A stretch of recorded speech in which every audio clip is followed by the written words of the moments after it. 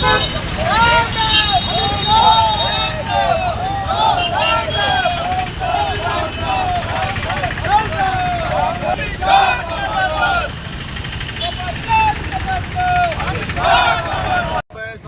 పూర్తవుతున్నటువంటి సందర్భంలో పార్లమెంటు జరుగుతున్నటువంటి కార్యక్రమంలో భాగంగా భారత రాజ్యాంగంపై మాట్లాడుతూ ముఖ్యంగా మనుస్మృతి మనువాదాన్ని వంట నింపుకున్నటువంటి ఆర్ఎస్ఎస్ మనువాద సిద్ధాంతాలకు అనుగుణంగా తేటతెల్లమైపోయింది. నిన్న పార్లమెంట్ సాక్షిగా నరవంతక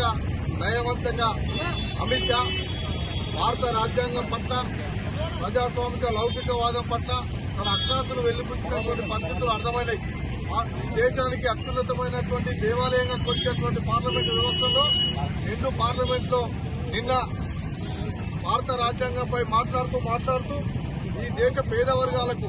ఈ దేశంలో ఉన్నటువంటి దళితులకు, బలహీన వర్గాలకు, అట్టడుకు సంబంధించినటువంటి తాడిత పీడిత ప్రజా ఉద్ధరణలకు దైవ సమానులు నిజంగా అమిత్ షా నిన్న మాట్లాడిన నేను ఈశ్వరుని కొలవాలి, అంబేద్కర్ అంబేద్కర్ అంబేద్కర్ అంటారు.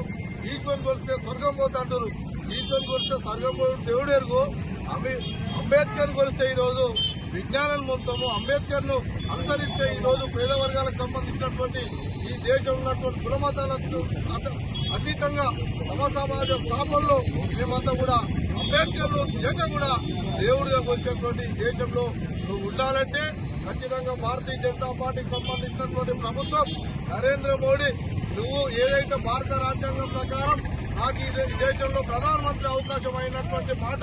వాస్తవం అయితే నిన్న ఇదే పార్లమెంటు వ్యవస్థలో పార్లమెంట్లో ప్రమాణం చేసి పార్లమెంట్ సభ్యులుగా పార్లమెంటుకు సంబంధించినటువంటి దేశానికి రక్షణ హోంశాఖ మంత్రులుగా రాజ్యాంగాన్ని గౌరవిస్తాం, రాజ్యాంగాల కులమతాలకు అతీతంగా పాటిస్తున్నటువంటి అమిత్ షా నిన్న అంబేద్కర్ పేరు ఉచ్చరిస్తేనే తట్టుకోలేనటువంటి నువ్వు ఈ దేశంలో ఉండాలంటే, ఈ దేశంలో బతకాలంటే